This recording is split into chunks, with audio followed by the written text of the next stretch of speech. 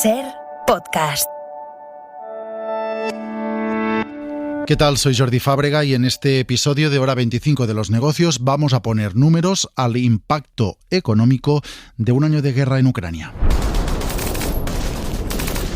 И достигли своей цели. Поздравим прежде всего их с праздником. Это их праздник. Поздравляем!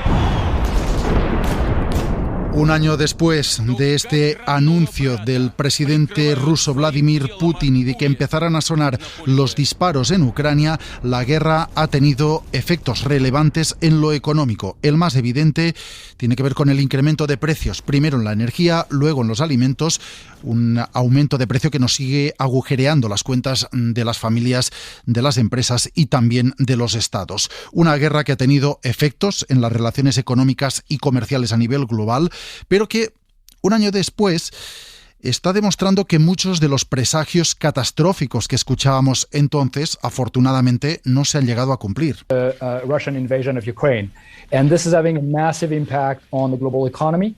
It's having an impact in the region, of course, Russia and Ukraine. Un impacto masivo sobre la economía global, auguraba el Fondo Monetario Internacional, este que habla es su economista jefe, y un año después lo que vemos es que la economía mundial sigue creciendo, que Europa ha esquivado la recesión, que los precios del gas y del petróleo que se han llegado a disparar durante unos meses ahora han vuelto a niveles muy parecidos o incluso por debajo a los que tenían antes de la guerra, y que un año después las previsiones económicas prácticamente para todas las economías están mejorando.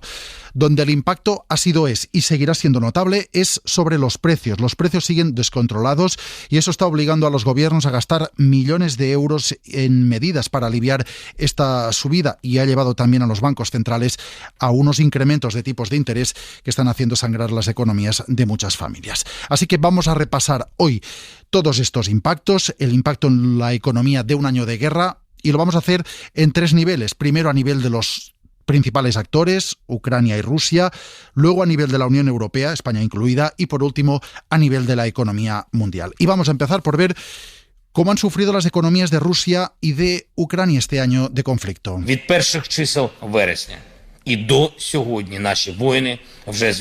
presidente de Ucrania, Volodymyr Zelensky, ha visto, como es lógico, que su país es el gran perdedor en lo económico de esta guerra, porque se han destruido sus principales infraestructuras, sus fuentes de ingresos, sus exportaciones y los números de la economía del país se han desplomado del todo. No ha sido tanto así en el caso de Rusia, que también ha sufrido en lo económico por las sanciones, pero mucho menos. Javier Ruiz, ¿qué tal? Buenas noches. ¿Qué tal? Muy buenas noches. Vemos que entre los dos contendientes el balance de pérdidas económicas es mucho mayor del lado de Ucrania. Sí, es absolutamente catastrófico para Ucrania y es ligeramente negativo para Rusia. Se preveía que Rusia iba a perder un 20% de su PIB. Ha caído un 4,5% según los datos del Banco Mundial el último año. Y según esos mismos datos del Banco Mundial, mientras Rusia caía un 4,5%, Ucrania ha perdido un 35% de su economía. 1 de cada 3 euros en ese país, el escenario de la guerra, se han volatilizado. Lo peor es que el escenario de futuro también incide en esa tendencia. Para este año, el Banco Mundial proyecta que Rusia va a seguir en negativo, un 3,6%, pero Ucrania no se va a recuperar mucho más, apenas va a crecer un 3,3%. Así que ahora mismo hay grados de derrota, los dos países están peor, pero uno es un claro perdedor, y ese claro perdedor es Ucrania, que ha perdido un tercio de sus exportaciones, que era el granero de Europa y que ahora mismo está pagando sin duda el gran saldo de esta guerra. Caen mucho las exportaciones de Ucrania, no tanto las de Rusia, de hecho no caen, incrementan el valor de las exportaciones rusas porque Moscú ha sabido sortear las enormes sanciones que desde la comunidad internacional se han ido aprobando desde que empezó la guerra para intentar ahogar la economía de Moscú. So today I'm announcing the first tranche of sanctions to impose costs on Russia in response to their actions yesterday. Así anunciaba el presidente de Estados Unidos, Joe Biden, las primeras sanciones contra Rusia, sanciones a las que se sumó la Unión Europea, que ha aprobado hasta ahora 9 paquetes de sanciones contra Vladimir Putin y sus allegados. El primero de estos paquetes se aprobó justo un día antes de que empezara la guerra, cuando ya se anunciaba que se iba a producir. Se limitó el acceso de Rusia a los mercados financieros y de capitales. Un día después, ya bajo el sonido de las bombas, se aprobaron sanciones financieras financieras y contra los sectores energéticos y del transporte, además de congelar los activos de Putin y de sus allegados en territorio europeo. These sanctions are designed to take a heavy toll on the Kremlin's interests and their ability to finance war. Poco después se prohibió el acceso de Rusia al mecanismo de intercambio de pagos bancarios SWIFT, se prohibió el comercio de materias primas, del acero, del hierro, también de los productos de lujo, se prohibieron las importaciones de carbón y de madera. Más adelante, en junio, se empezó a tocar la importación de petróleo ruso para intentar dejar a Moscú sin esa financiación. Incluso en diciembre se impuso un tope al precio que se pagaba por el petróleo ruso. Pero todo esto, un año después, Javier, no ha cortado del todo la llegada de dinero a Rusia, porque lo que ha hecho Moscú es encontrar vías alternativas. Lo que antes vendía a Europa, ahora lo vende a otros actores. Sí, Rusia no ha dejado de exportar, lo que ha dejado es a sus viejos clientes atrás, a los europeos. Y la cifra que exportaba, 3,7 millones de barriles al día, es la cifra que exporta a día de hoy. 3,7 millones de barriles al día. ¿Qué ha cambiado? Antes Europa era el gran comprador. Ahora el gran comprador ha pasado a ser India. India compraba un 1% del petróleo que vendía Rusia. Ahora compra aproximadamente un 13%, y China se ha convertido en el segundo gran comprador de Rusia. Un 12% de lo que vende Rusia se vende ahora en dirección a Pekín. ¿Qué está pasando? Es cierto todas las sanciones que se han impuesto, y es cierto que muchas de ellas están funcionando. El tope al precio del petróleo ruso, $60 por barril, está operativo. De hecho, si el Brent está a fecha de hoy a 81,25, el petróleo ruso está cotizando con un 38% de descuento. Es verdad que es más barato, pero también es verdad que se vende más volumen. Rusia está compensando, primero, desviando a nuevos clientes, y segundo, vendiendo más volumen para compensar la caída de valor. Conclusión, ahora mismo ha salido del circuito europeo, y si antes el 52% de las operaciones rusas se hacían en territorio europeo, ahora apenas llegan a un 36%. Rusia está sorteando efectivamente unas sanciones que la comunidad internacional dice, hoy lo decía el G7, pueden tener efecto en 5 años. Mucho, muy largo se fía esto. Y en esta vía para sortear las sanciones hay una vía llamativa que ha encontrado Rusia para conseguir los microchips que necesita para sus tanques y para su material militar.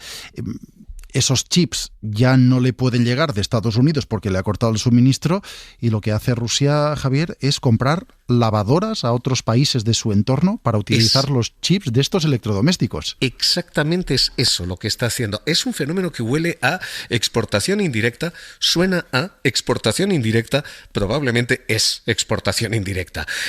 La Unión Europea, Estados Unidos y el Reino Unido han menguado a la mitad sus exportaciones a Rusia, según los datos del Banco de Desarrollo.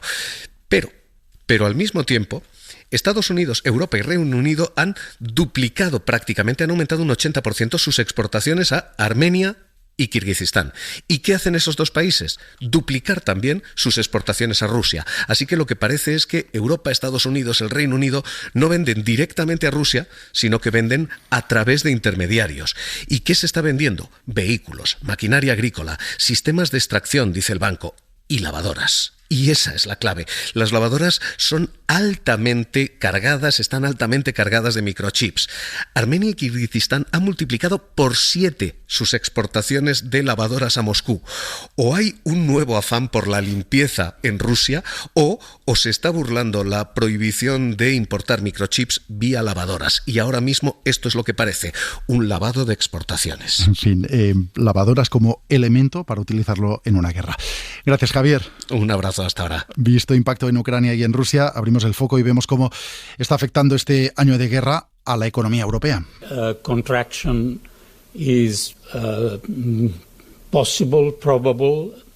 When I refer to winter. Y aquí vemos cómo la economía europea también ha aguantado mejor de lo que se auguraba al principio. No ha habido por ahora recesión en Europa, aunque los países que hacen frontera con Ucrania y que eran los que más dependían de la energía rusa sí han pasado por momentos complicados, Alemania incluido. La economía europea terminó el año pasado con un crecimiento del 3,5%. Lo que sí ha habido y seguimos teniendo como principal consecuencia de la guerra un año después son unos precios disparados. Todo, absolutamente todo es más caro. En todo, en la cesta de la compra, en las terrazas, en todo, en la luz, en el agua, en el gas. El precio del gasoil está por las nubes. La gasolina es una locura. Es que vamos a llegar a un nivel... Fue primero la energía, las facturas eléctricas, ahora los alimentos. Se nota todo barbaridad. Sobre todo en la restauración, una barbaridad. Y en los hoteles, una bestialidad. En las cosas súper básicas, la leche, el pan, también la verdura, sí que ha subido todo, es lo que hay. Intentamos ahorrar todo lo posible, desde luego, poner la calefacción lo menos posible. Los niveles de inflación han llegado a récords de 3 o incluso 4 décadas en algunos países durante este año, empujados por la energía. El precio del gas se llegó a triplicar durante los primeros meses de conflicto. Estaba en $100 el día que empezó la guerra. En agosto llegó a los 315. Desde entonces, desde agosto, desde verano, empezó a bajar y hoy está en $50. Es decir, que ese impacto primero sobre los precios de la energía, que fue espectacular, se ha ido disipando y menguando a lo largo de los meses. También ha ayudado que el invierno ha sido menos frío. Ese primer impacto sobre la inflación energética se ha trasladado al precio de los alimentos. Los alimentos se están disparando en toda Europa con una inflación alimentaria por encima del 15%, y todo esto está obligando a los bancos centrales a actuar y tomar medidas como, por ejemplo, incrementar los tipos de interés a un ritmo al que nunca habían subido en tan poco tiempo. The Governing Council will stay the course in raising interest rates significantly at a steady pace. Esta es la respuesta de la política monetaria, subir tipos de interés para intentar contener una inflación que viene en parte generada o ampliada por la invasión rusa de Ucrania. Hay también respuesta de la política fiscal de los gobiernos, que están teniendo que gastar más para intentar amortiguar el impacto de la subida de los precios sobre sus ciudadanos. Ya hemos movilizado 45.000 millones de euros de recursos públicos, entre ayudas directas a las familias, a los sectores productivos y reducción de los impuestos y de otro tipo de ingresos públicos. Más gasto público, 344.000 millones, calcula la Unión Europea, de más gasto público se han puesto en 2022 y previsto para 2023 para amortiguar este efecto del incremento de los precios como uno de las consecuencias de la guerra. Y en el tercer nivel de impacto, ya no solo a nivel europeo, a nivel mundial, tenemos, además de precios más altos, otra consecuencia, que es el cambio en las relaciones comerciales y económicas que se plantean algunos expertos y algunos organismos.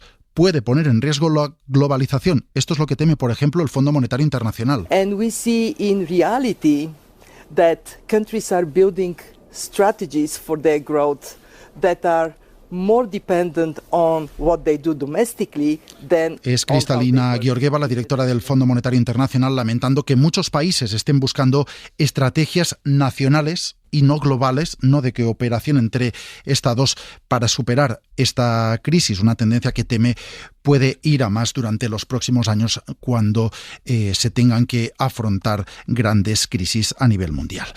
Federico Steinberg, que es investigador principal del Real Instituto Elcano. ¿Qué tal? Buenas noches. Hola, muy buenas. Estamos intentando hacer balance del impacto sobre la economía que está teniendo este año de guerra. Tenemos cifras de cómo ha impactado en el PIB, especialmente de cómo ha impactado sobre la inflación, que es el gran vector de impacto a través de los precios energéticos. Pasado un año, ¿podemos decir que lo peor en cuanto a consecuencias económicas puede haber pasado o aún no? Pues es muy difícil anticiparlo porque puede haber sucesos inesperados como escalada de la guerra, por ejemplo, pero en general yo creo que la sensación es que lo peor ha pasado y sobre todo que las economías se han adaptado mucho mejor y más rápido de lo que parecía, tanto la rusa a las sanciones, que como hemos comentado están teniendo un efecto menor del que inicialmente se pensaba, como la propia Unión Europea, que se pensaba que iba a tener unos efectos dramáticos en términos de precios de la energía y muy duraderos, e incluso cortes de suministro y problemas para la industria de la calefacción, y eso tampoco ha sucedido. De todas formas, sobre las sanciones, se están planteando incluso más sanciones. La Unión Europea está negociando un 10º paquete de sanciones. Parece difícil que con estas medidas en las que insiste Estados Unidos y la Unión Europea se pueda cortar la financiación de la guerra por parte de Rusia. Sí, hay que entender que las sanciones no van a frenar, a terminar con la guerra y no van a dejar a Rusia sin dinero. Esto es algo que tenemos que tener muy claro. Se trata de que sea un goteo constante que vaya erosionando algunas de las capacidades de Rusia y, por otro lado, que eso pueda cambiar el cálculo de Putin a la hora de el momento de sentarse a negociar, si ese momento llega. Pero las experiencias que tenemos de sanciones en otros países y en otras situaciones demuestran que, bueno, que una economía como la rusa es capaz de reajustarse. De hecho, ya se prevé que el año que viene el Fondo Monetario ha sacado nuevas perspectivas de crecimiento y prevé que Rusia va a crecer un poquito ya el año que viene, y por lo tanto no debemos hacernos posiblemente las ilusiones que nos hicimos. Luego hay mucho que hablar. Hay sanciones a las reservas del Banco Central, que así han funcionado bien. Luego hay sanciones a las exportaciones, que han funcionado más o menos. Y luego la clave está en que hay muchos países del mundo, lo que llamamos el sur global, que no las están siguiendo, y Rusia es capaz de aprovisionarse a través de otros canales. Sí se ha cortado la relación entre Rusia y Occidente económica, pero eso no es la única relación importante ahora mismo con la globalización. Precisamente por esa ruptura de Rusia con Occidente, no sé si el riesgo de volver a un mundo fragmentado en bloques, en 2, en 3, en los que sea, es un riesgo real. La globalización la podemos dar, si no por extinguida, sí en un proceso de cambio importante. Yo creo que en un proceso de cambio importante, sin duda. Creo que estamos ante una nueva fase de la globalización, esa fase de hiperglobalización que podemos decir que fue desde finales de los años 80 hasta la crisis financiera. Yo creo que entre la propia crisis financiera, la COVID, ahora la guerra y sobre todo la rivalidad China-Estados Unidos queda enterrada. Lo que pasa es que no es un mundo de dos bloques. La economía mundial tiene muchos más polos ahora, es mucho más multipolar, y sí que vamos hacia fragmentación, revisión de las cadenas globales de suministro, más proteccionismo, más papel del Estado, más política industrial y subvenciones, pero una globalización distinta. Los intercambios, por ejemplo, en comercio digital seguirán creciendo, los movimientos de personas seguirán creciendo, o sea que es otra fase de la globalización, yo no diría que una desglobalización. Pues Federico Steinberg, investigador principal del Real Instituto Elcano, gracias por atendernos en Hora 25 de los Negocios. Gracias a ustedes. Este es el análisis de este 24 de febrero de 2023, un año de la invasión rusa de Ucrania.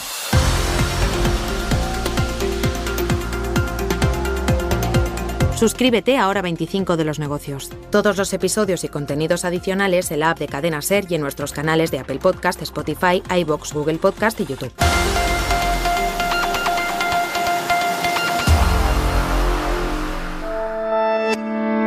Cadena SER.